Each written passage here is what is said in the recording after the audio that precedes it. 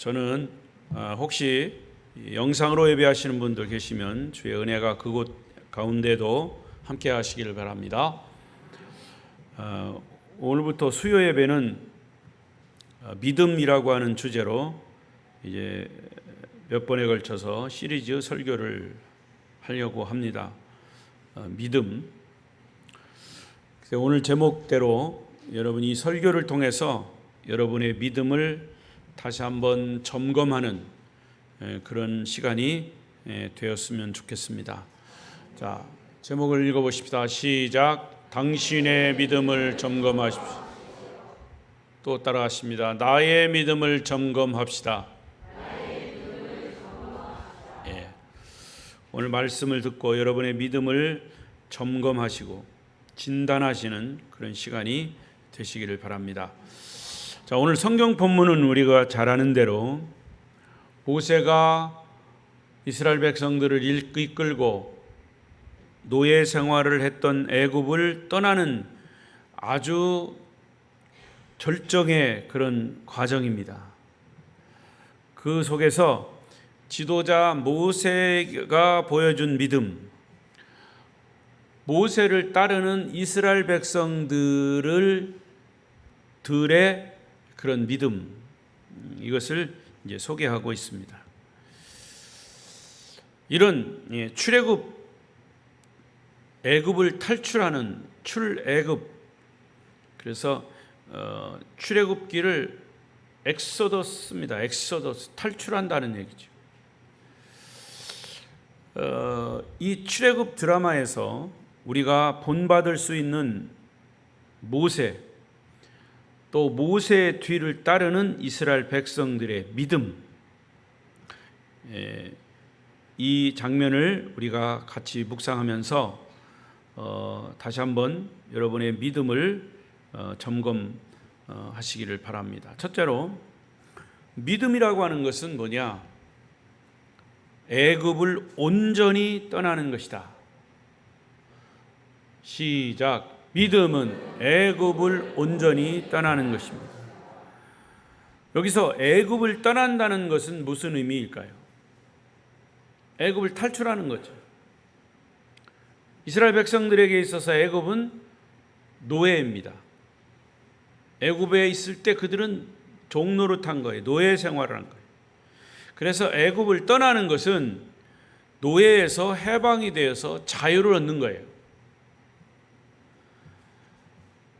새로운 삶을 시작한다는 뜻이죠.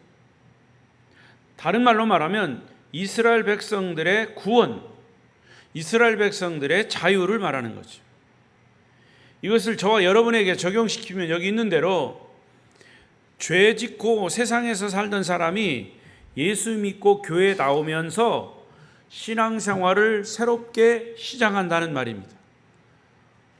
더 구체적으로 우리가 구원이라고 하는 것은 죄를 버리고 예수 믿고 새로운 삶을 사는 거죠. 이스라엘 백성들이 애굽에서 노예 생활을 하다가 이제 그 애굽에서 탈출을 하는 것은 자유를 말합니다. 그래서 이 이스라엘 백성들에게 자유를 주기 위해서 하나님은 모세를 지도자로 세우셨어요. 그래서 모세야, 네가 이스라엘 백성들을 이끌어내라, 이런 엄한 명령을 받고, 사실은 모세는 4번씩이나 나는 못 갑니다. 나는 못해요. 말도 못해요. 그러다가 하나님이 강제로 모세를 지도자로 세운 거예요. 말 못한다고 그러니까 자기 형 아론, 말을 잘하는 아론을 붙여주고, 네가 말할 때는 네 형을 대신해 시켜라. 어쨌건 하나님이 모세를 지도자로 세운 거예요. 그래서 이제 모세는 바로 왕 앞에 나가서 내 백성을 가게 하라, 이렇게 요구합니다. 자, 이때부터 모세와 바로 왕 아주 흥미진진한 싸움을 시작합니다. 그 싸움은 우리로 말하면 영적 싸움이에요. 그 당시의 현황으로 보면 모세와 바로 왕의 싸움이지만 신앙생활하는 우리에게는 영적 싸움으로 비유할 수 있습니다. 그러니까 모세와 바로 왕은 이제 중간에 이스라엘 백성을 놓고 줄다리기를 하는 겁니다. 오늘 말씀은 바로 왕은 이스라엘 백성들을 놓아주지는 하지만 단계별로 놓아줄 전략을 짜고 있습니다. 여러분, 예수 믿지 않던 사람이 교회에 나와서 예수를 믿기 시작하면 그때부터 방해하는 세력이 생깁니다. 그 영적으로 마귀의 세력이에요. 근데 그 마귀가 그냥 마귀가 아니에요. 마귀도 하나님의 역사 이상으로, 아니 하나님의 역사만큼 아주 교묘하게 믿지 못하게 계략을 세우고 전략을 세웁니다. 자, 오늘 말씀에 그 부분이 있어요.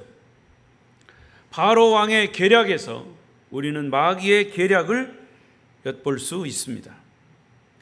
자, 출애굽기 8장 25절을 보십시다. 읽겠습니다. 시작. 바로가 모세와 아론을 불러 이르되 너희는 가서 이 땅에서 너희 하나님께 제사를 드리라. 지금 출애굽기 8장의 상황은 어느 정도 바로와 모세와의 싸움을 지금 진행하고 있는, 많이 진전을 한 상황이에요. 다시 말하면 바로가 모세를 많이 양보한 상황이에요.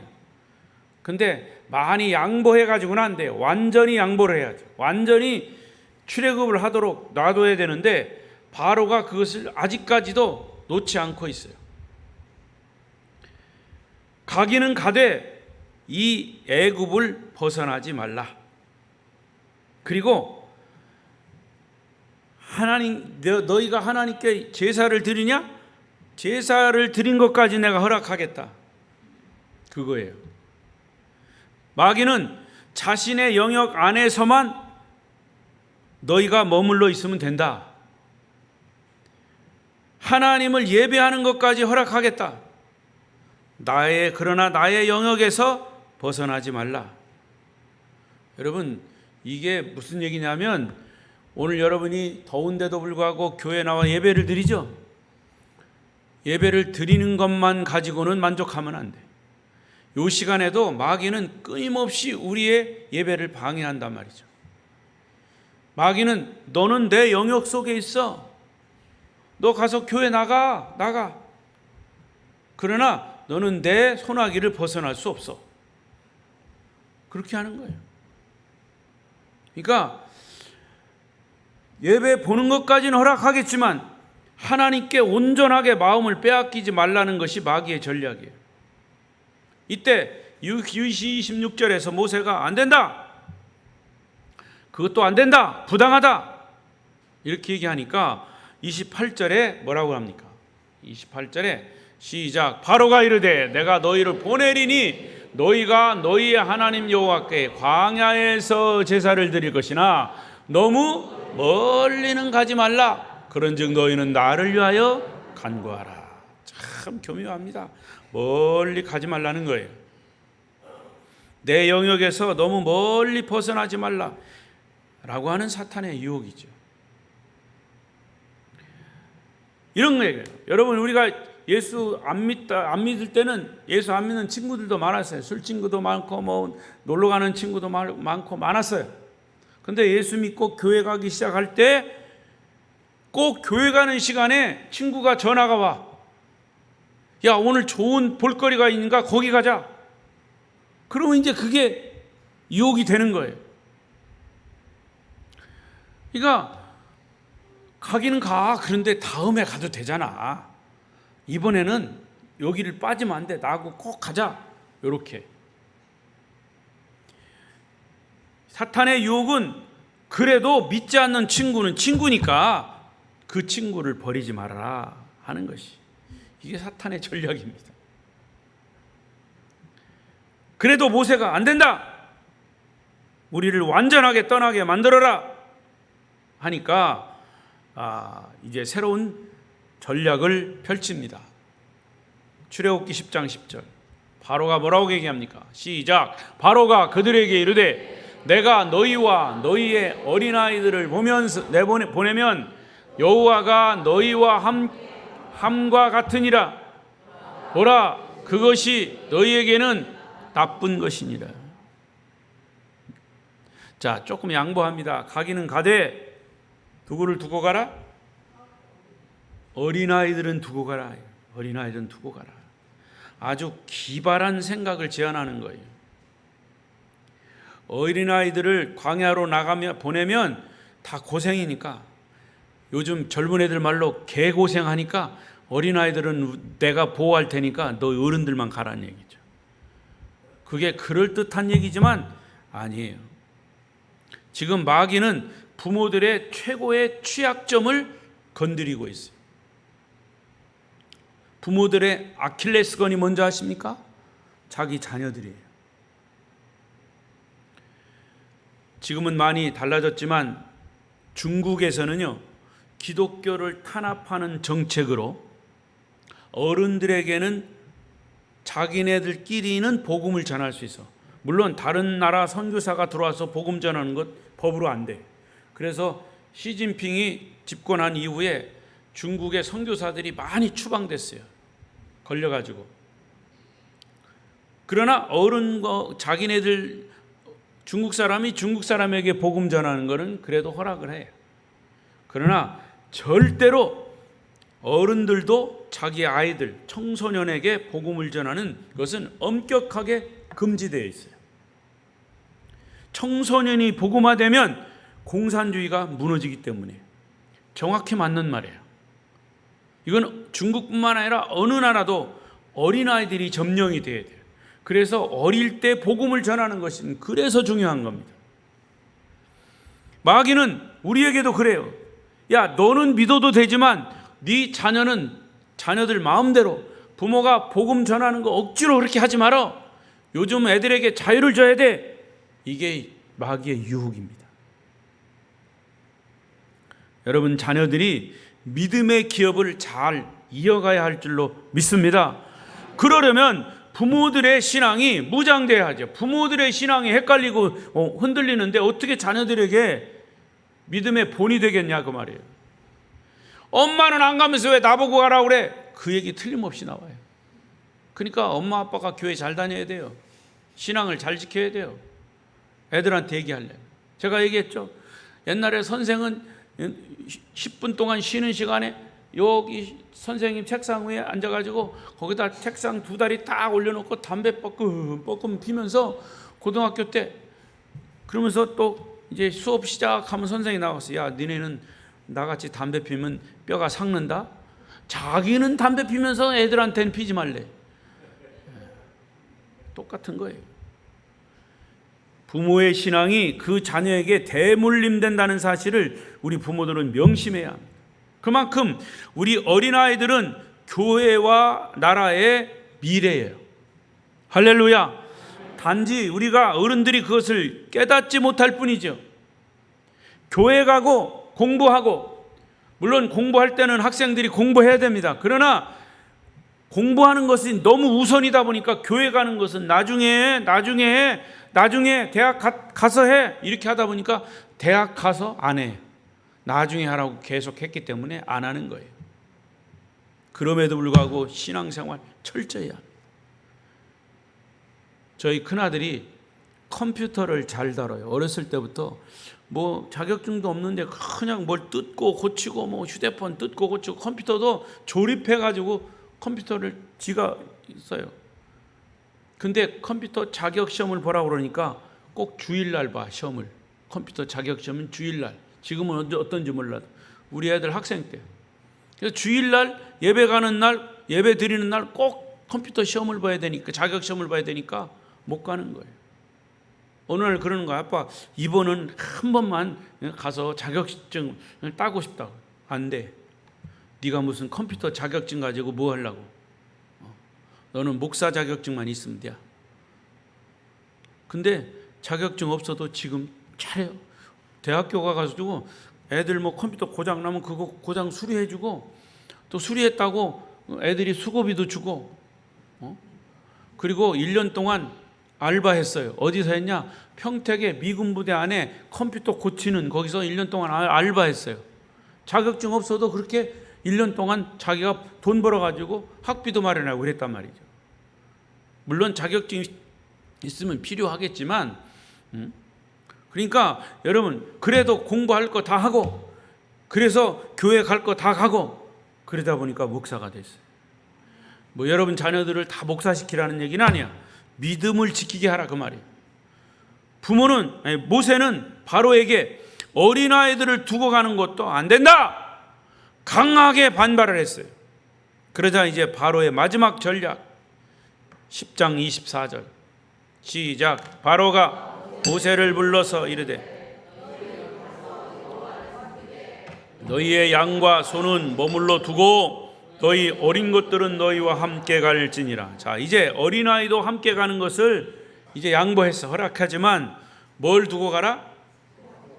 돈과 재산을 두고 가라는 얘기예요. 여러분, 사탄이 우리를 끝까지 붙잡고 놓아주지 않는 게 뭔지 아십니까? 그때나 지금이나 똑같은 전략이에요. 야, 하나님을 믿되 교회에다가 돈 다 바칠 생각하지 마라, 이거예요. 아직도 교회 안에 그런 사탄의 전략에 넘어가는 사람들 많아요. 믿지 않는 남편들이 믿는 아내에게 교회 못 나가게 하는 것 중에 하나가 뭐냐? 너 교회에다가 다 내가 돈 벌어다 주니까 교회에다 다 갖다 주려면 교회 나가지 마라, 그거예요. 예수 믿는 사람 마음속에도 아주 인색하기 그지없어. 자기가 하나님께 축복을 다 받았다고 하면서도 감사할 줄은 모르고, 이게 똑같은 얘기예요. 마귀는 그런 인색한 마음을 주는 겁니다. 여러분, 인간이 끝까지 집착하는 것이 뭡니까? 물질이에요. 돈이에요. 따라서 물질에 대한 헌신 없이 그리스도인의 헌신은 결코 온전한 헌신이라 할 수 없습니다.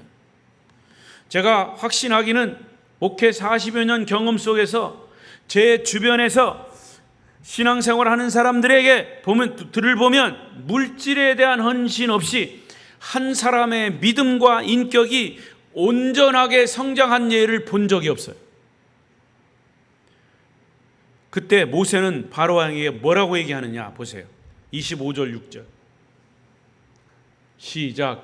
모세가 이르되 왕이라도 우리 하나님 여호와께 드릴 제사와 번제물을 우리에게 주어야 하겠고 우리의 가축도 우리와 함께 가고 한 마리도 남길 수 없으니 이는 우리가 그 중에서 가져다가 우리 하나님 여호와를 섬길 것임이며 또 우리가 거기서 이르기까지는 어떤 곳으로 여호와를 섬길는지 알지 못함이니이다. 그렇습니다. 모세는 작은 물질까지도 더 이상 사탄을 위해서 내가 한 푼도 사용할 수 없다고 선언하면서 하나님만 섬겨야 된다, 이렇게 단호하게 얘기합니다. 여러분, 신앙은 이런 단호함이 필요합니다. 나는 하나님만 섬기겠습니다. 시작. 외줄 타면서 이리 갈까 저리 갈까, 정말 차라리 돌아갈까, 요딴 마음 가지면 안 돼요. 믿음을 가지려면 확실하게 가져야지. 이날은 이렇게 했다가 저날은 저렇게 했다가 에이 그 조금 쉬었다가 하지, 내일 하지, 그건 믿음이 아니에요. 여러분, 아주 하나님만 섬겨야 됐다고 하는 단호하게 지금 모세가 주장합니다. 이것이 믿음인 거예요.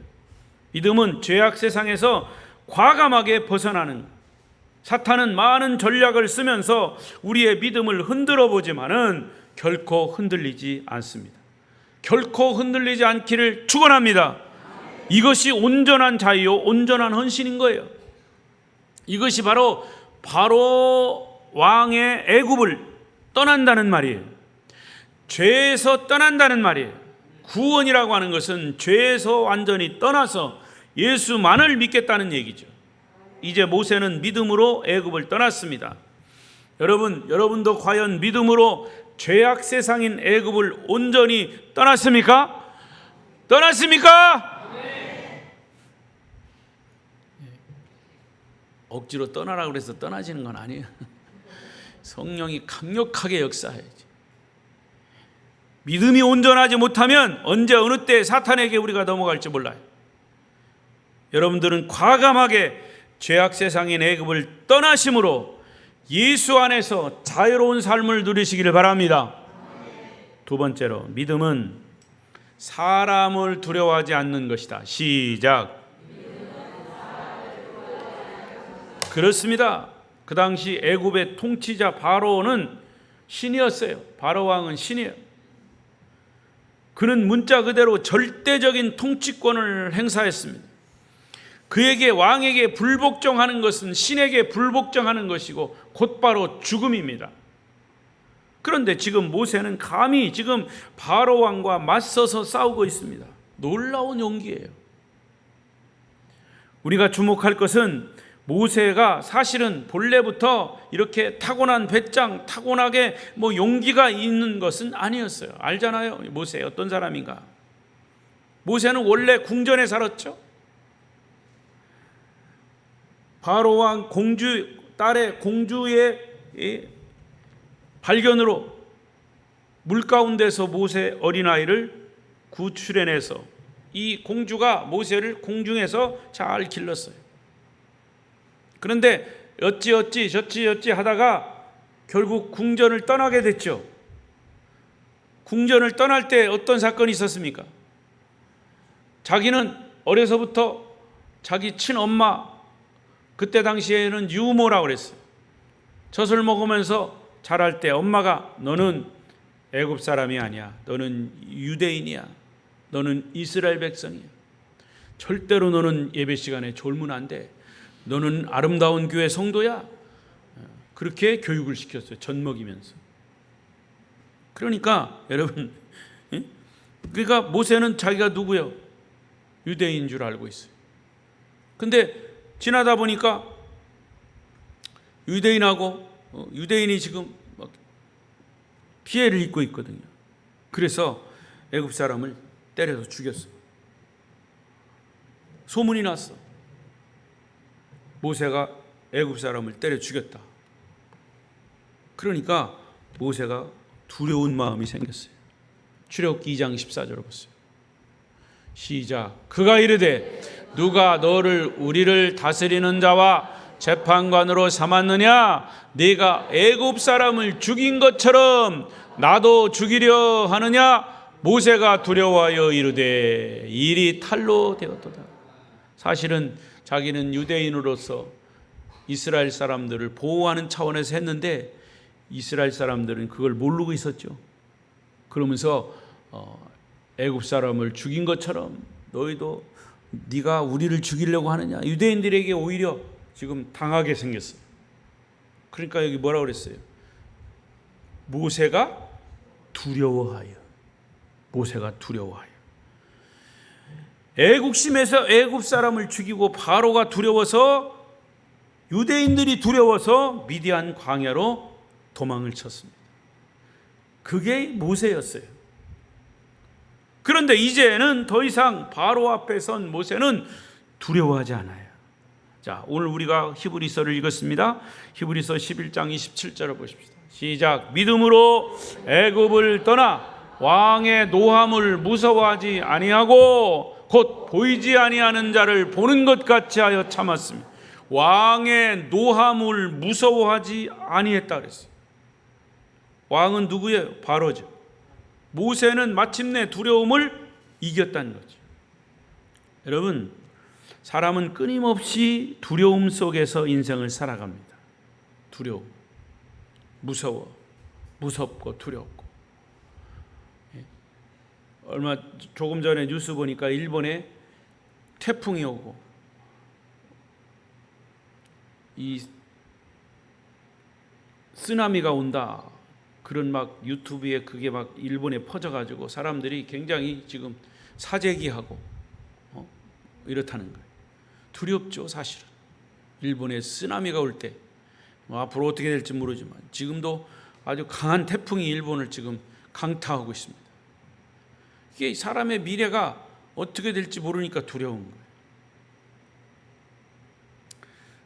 제가 언젠가 참 이런 얘기를 했는데 그 유튜브에 무서워 시리즈가 있어요. 무서워 시리즈.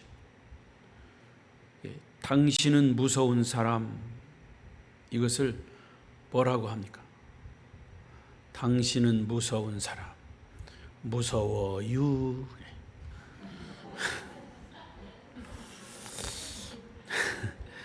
남자가 무서운 사람, 무섭군. 여자가 무서운 사람, 무서운 걸. 모든 사람이 다 무서운 사람, 무섭다. 썰렁하네요, 그죠? 근데 여기 다 보니까 여자고 남자고 다 사람이고, 그러니까 모두가 다 사람이에요. 사람이 무서운 거예요. 남자도 무섭고 여자도 무섭고 다 무섭대. 당신도 무섭고. 대상이 누구냐?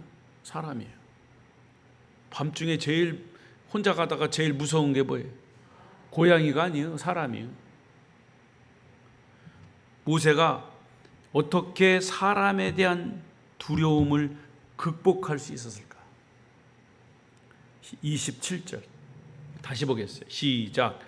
믿음으로 애굽을 떠나 왕의 노함을 무서워하지 아니하고 곧 보이지 아니하는 자를 보는 것 같이 하여 참았으며. 자, 여기 기가 막힌 말씀이에요. 보이지 아니하는 자가 누구예요? 보이지 아니하는 자, 하나님이죠. 하나님. 보이지 아니하는 하나님을 보는 것 같이 함으로 이 왕의 노함을 무서워하지 않았다 말이에요. 그게 뭐예요? 믿음이라는 거죠. 요한복음 4장 24절에 하나님은 영이시니 예배하는 자가 영과 진리로 예배할지니. 하나님은 영이 Holy Spirit, 거룩한 영, 하나님의 영. 영은 우리의 눈에 보이지 않아요. 하나님은 우리 눈에 보이지 않아요. 그런데 이 모세는 그 하나님을 눈에 보이는 것처럼 시각화한 거예요. 여러분, 믿음이 생기면 영적인 눈이 떠져요. 하나님을 눈으로 보게 되는 거죠. 성경적인 눈을 가지십시오. 그런 사람은 하나님이 보이기 시작합니다. 성경적인 귀를 가리십시오. 말씀을 들을 때 하나님이 음성으로 들릴 것입니다. 그런 사람은 하나님이 보이고 하나님의 음성이 들리고, 그리고 하나님이 보이기 시작하면 사람이 보이지 않는 거예요. 하나님이 크게 보이면 사람은 작게 보이는 거죠. 그런데 사람이 두려운 사람은 크게 보이고 하나님은 작게 보여요. 하나님 눈에 안 보이니까. 하나님이 크게 보이기 시작할 때 더 이상 어떤 문제도 두렵지 않습니다. 두렵지 않습니다. 하나님이 크게 보이기 시작할 때 더 이상 사람이 두렵지 않습니다. 모세는 믿음으로 하나님을 보기 시작할 때 더 이상 바로는 두려운 대상이 아니었어요. 하지만 사람이 크게 보이거나 문제가 크게 보이거나 돈이 크게 보이면 하나님은 안 보이는 거예요.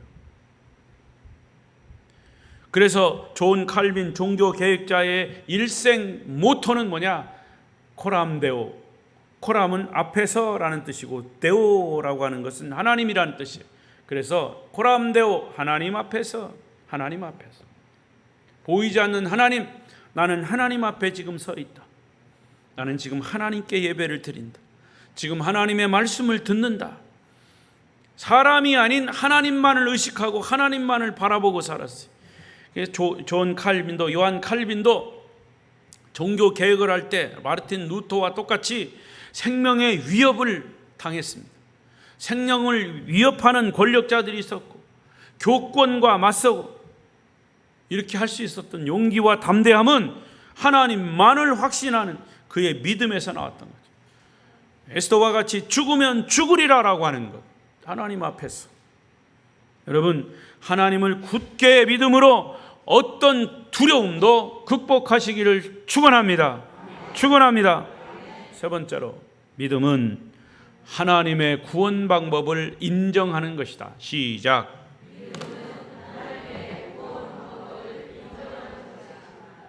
중요한 것은 여기 하나님의 구원 방법입니다. 여러분, 우리가 하나님을 믿으면 하나님은 우리들에게 이미 구원 방법을 제시해 주셨어요. 그때 하나님의 자녀들은 그 구원 방법을 인정하고 수용해야 합니다. 받아들여야 합니다. 아무리 하나님이 구원의 방법을 보여주시고 알려주시고 그렇게 믿고 따르라고 명령을 해도 거기에 믿지 않고 따르지 않으면 구원받지 못하는 거예요. 자, 하나님은 이스라엘 백성들이 애굽 땅을 벗어날 수 있도록 바로에게 결정적인 마지막 심판을 선언합니다. 12절이에요. 시작. 내가 그 밤에 애굽 땅에 두루 다니며 사람이나 짐승을 막론하고 애굽 땅에 있는 모든 처음 난 것을 다 치고 애굽의 모든 신을 내가 심판하리라. 나는 여호와라. 할렐루야. 엄중한 지금 선언을 하고 있습니다. 애굽의 모든 처음 난 짐승, 애굽의 모든 집의 첫 아들 장자들을 다 사그리 죽이겠다 그 말이에요. 이 말은 바로 왕의 후계자도 죽이겠다는 거예요. 이 심판이 내려진 이후에 이제 바로가 손을 들었어요. 이스라엘 백성들을 완전하게 내보내 주겠다는 거죠. 여러분, 그래서 우리가 예수를 믿을 때, 하나님 믿을 때 완전하게 믿어야 돼요. 어떤 고리가 하나 있으면 마귀는 그거 가지고 끝까지 물고 늘어져요. 그걸 아셔야 돼요. 그러니까 예수 믿으려면 확실하게 믿어야지. 양다리 걸치고 왔다 갔다 하지 말고. 자, 이 심판이 내려진 이후에 바로가 백성들을 보내주는데, 자, 거기 문제가 생겼어요. 어떤 문제가? 이스라엘 백성들의 장자까지 죽일 수는 없잖아. 그들은 노예로 있죠. 이스라엘 백성들 지금 출애굽을 해야 되는데 그 애굽을 탈출하기 전에 자기들 장자까지 다 죽으면 안 되잖아. 하나님은 이 심판을 내리시면서 이스라엘 백성들을 보호하는, 유대인 장자를 보호하고 구원하기 위한 방법을 알려주셨어요. 그게 뭐냐? 속죄양을 잡아서 그 피를 문인방, 문설주 좌우에 뿌려라, 발라라. 그것을 그대로 믿고 실천하면 죽음의 재앙이 그 가정의 장자를 죽이지 않고 넘어갈 것이다. 그걸 일컬어 유월할 것이다. 영어로 말하면 패스오버 넘어간다네. 유월. 이 사건을 계기로 이스라엘의 최대 명절인 유월절이 생긴 거예요. 그러므로 이날 이스라엘 백성들의 구원 사건의 핵심에는 유월절 어린 양이 희생이 되고 곧 어린 양의 그 피 흘림과 피 뿌림이 있었던 것을 기억하라는 거예요. 그래서 사도 바울은 먼 훗날 신약 시대에 와서 이 유월절 양이 오늘 성도들에게는 바로 십자가에 돌아가신 예수 그리스도라고 증언하는 거예요. 요 타임이 아멘 하는 타임이요. 아멘도 아무 때나 하면 안 되고. 자, 그러면 아멘 찬스를 드릴게. 고린도전서 5장 7절. 시작. 이거 끝나면 아멘 큰 소리를 해야 돼. 시작. 너희는 누룩 없는 자인데 새 덩어리가 되기 위하여 묵은 누룩을 내버리라. 우리의 유월절 양 곧 그리스도께서 희생되셨느니라. 할렐루야. 예. 예수님께서 우리의 죄를 대신 짊어지시고 속죄양이 되사 우리가 받을 심판을 대신 담당한 것입니다. 예수님의 십자가의 죽으심 곧 피 흘리심은 우리가 죄 용서받았음의 근거가 되는 거예요. 따라서 성경 히브리서 9장 22절에 피 흘림이 없은즉 사함이 없느니라. 예수님이 피 흘리지 않았으면 우리의 죄가 용서되지 않았다는 말이에요. 그런데 오늘 출애굽기 본문을 잘 살펴보면 피 흘림보다 피 흘린 것 가지고는 안 돼. 그 흘린 피를 가지고 문설주 문인방에다가 발라야 돼. 피 뿌림을 해야 돼요. 이게 더 중요합니다. 피 흘림이 속죄의 근거라면 피 뿌림은 그 속죄를 우리에게 각각 적용해야 된다. 예수 그리스도의 십자가를 믿고 그 예수 그리스도를 통해서 내 죄가 용서되었다는 사실을 믿고,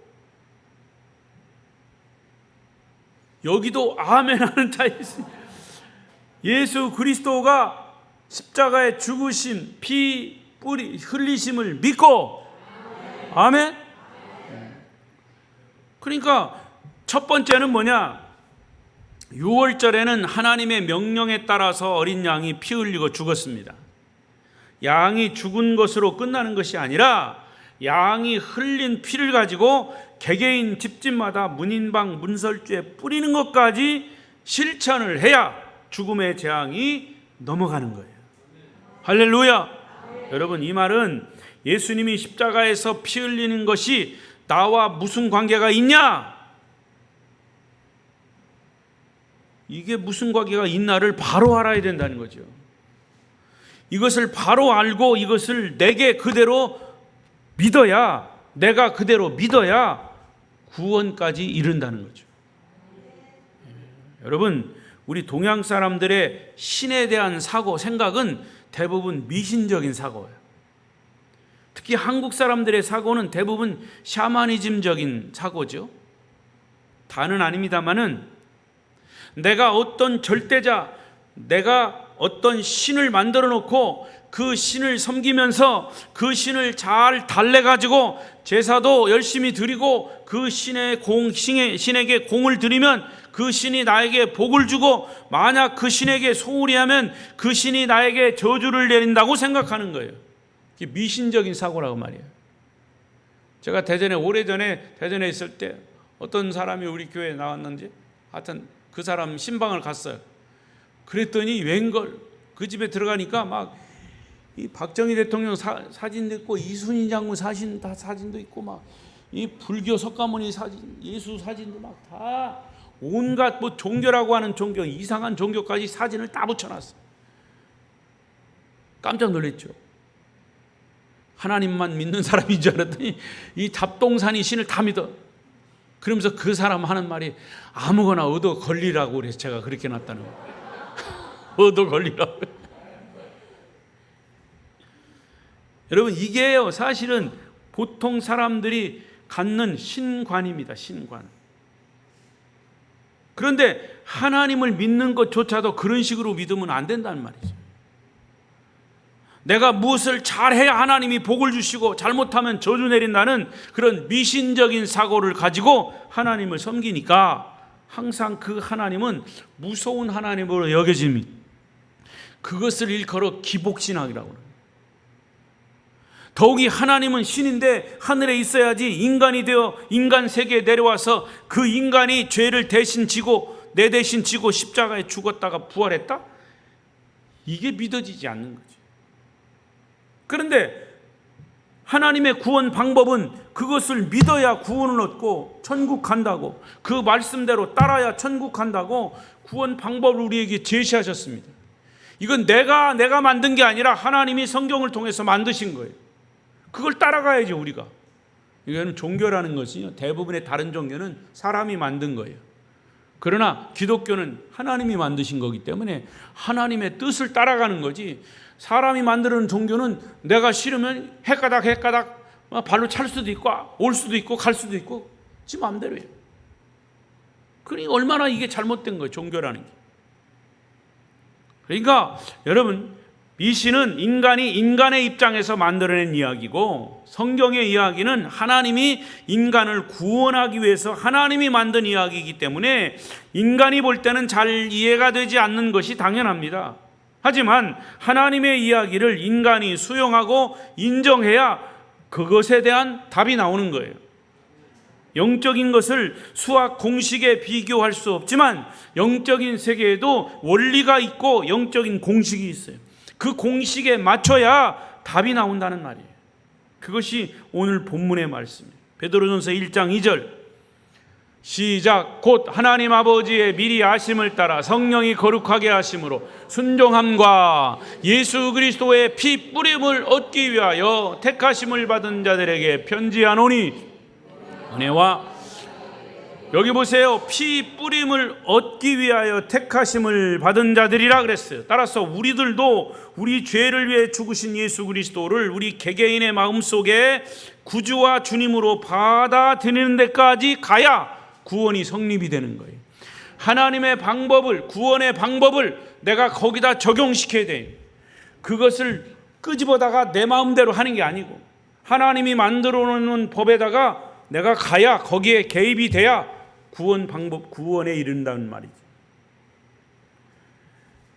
어떤 책에 이 장면을 소설로 한 책이, 재밌는 책이 일부분이 있어요. 자, 심판하는 천사가 애굽의 집집마다 골목골목을 다니면서 빨리 양을 잡아서 그 피를 문설주에 발라라, 발라라, 이것을 계속 알리고 있는 거예요. 그때 이스라엘 백성 중에 한 가정에 아빠와 아들이 조용히 숨을 죽이고 이야기를 나누는 것을 들었어요. 아빠, 우리 집 문인방 문설주에 피 뿌렸어요? 아까 아빠가 양 잡는 거 내가 봤는데 피를 발랐어요? 그래, 우리는 이미 하나님 명령대로 어린 양을 잡아서 피를 흘리게 했단다. 아이가 하는 말, 아빠, 그래도 피를 흘렸으면 피 가지고 문인방 문설주에 피를 발라야 한다고 그랬잖아요. 한 번 더 가서 확인해 봐요. 왜 이렇게 조용하게 얘기하냐면 그때 애굽의 가정에는 장자들이 다 죽었거든. 살벌하잖아요. 아주 심각한 상황이 있어. 그러나 유대 이스라엘 백성들의 가정은 살 길을 열어놓으셨어요. 그래서 조심조심한 거예요. 큰 소리도 못 쳐. 그러니까 아빠 보고 가서 확인해 보라는 거예요. 그 피를 보면 죽음의 천사가 지나간다고 그랬어요. 이때 아빠의 반응, 거기에 책에 보면 세 가지로 추측을 해놨어. 아빠의 반응이에요. 첫째 반응, 얘야, 너 그건 다 종교적인 미신이야. 믿지 마. 그런 게 어딨냐. 양 잡아서 피 흘렸으면 됐지. 굳이 그거 문에 안 발라도 돼. 그건 미신이요. 이렇게 반응했어요. 자, 이것은 뭐냐? 지금 우리에게 적용해 보면, 야, 꼭 교회만 가야 천국 가냐? 종교는 다 똑같은 거요. 불교도 유교도 다 왜 그렇게 기독교 자기들만 최고라고 그러는겨? 내가 착하게 양심껏 남 돕고 살면 천국 갈 수 있어 말하는 유형. 두 번째 유형, 아빠에게 하는 거예요. 야, 우리는 하나님을 믿는 집이니까 믿음이 있으면 돼. 피 흘렸으면 됐지. 그걸 가지고 뭐 이렇게 뿌릴 필요는 없어. 이런 반응. 자, 이것을 우리에게 적용하면, 야, 예수를 그렇게 극성스럽게 믿냐? 주일날 꼭 그렇게 교회 한 번만 가면 됐지. 나도 하나님 믿는 거 다 알아. 나도 옛날 학생 때 열심히 교회 다녔어. 교회 가봐야 뭐 재미도 없고 그냥 뭐 헌금이나 내라고 그러고 뭐 어디 나오라고 그러고 뭐 성경 공부하러 나오라고 그러고. 그것도 그냥 마누라가 하도 가자고 그러니까 그냥 안 갈 수 없고 어쩔 수 없이 가는겨. 하나님은 알지만 예수를 그리스도로 고백하지 않는 유형.